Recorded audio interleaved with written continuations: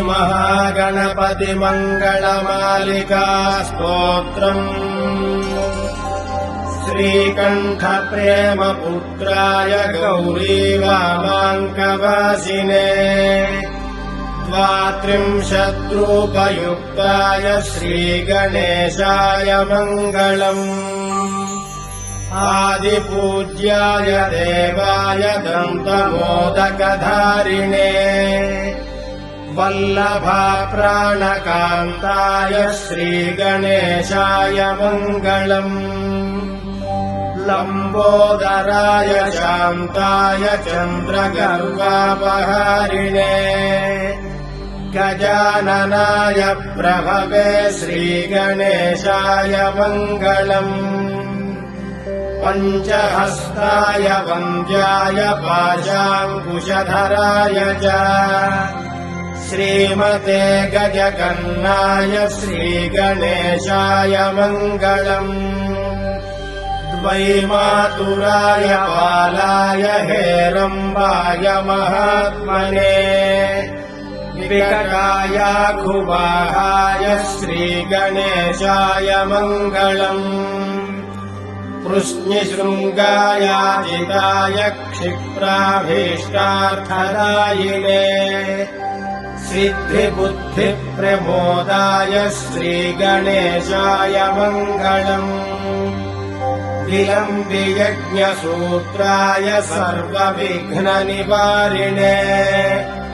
दूर्वादलसुपूज्याय श्रीगणेशाय मङ्गलम् महाकायाय भीमाय महासेनाग्रजन्मने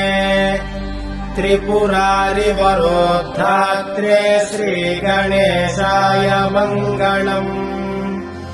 सिन्दूररम्यवर्णाय नागबद्धोदराय च आमोदाय प्रमोदाय श्रीगणेशाय मङ्गलम् विघ्नकर्त्रे दुर्मुखाय विघ्नहर्त्रे शिवात्मने सुमुखायैकदन्ताय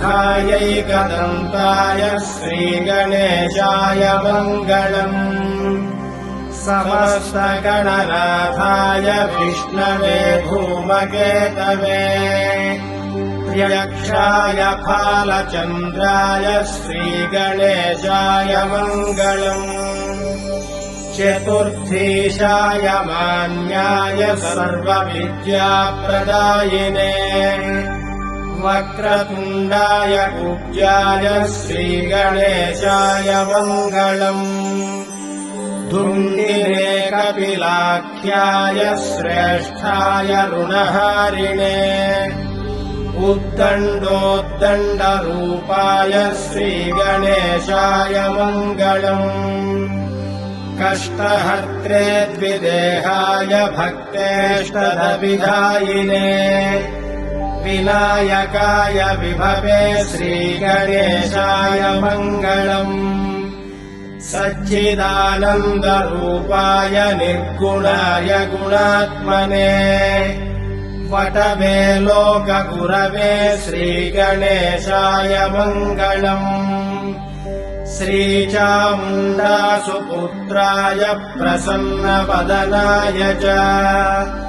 श्रीराजराजसेव्याय श्रीगणेशाय मङ्गलम्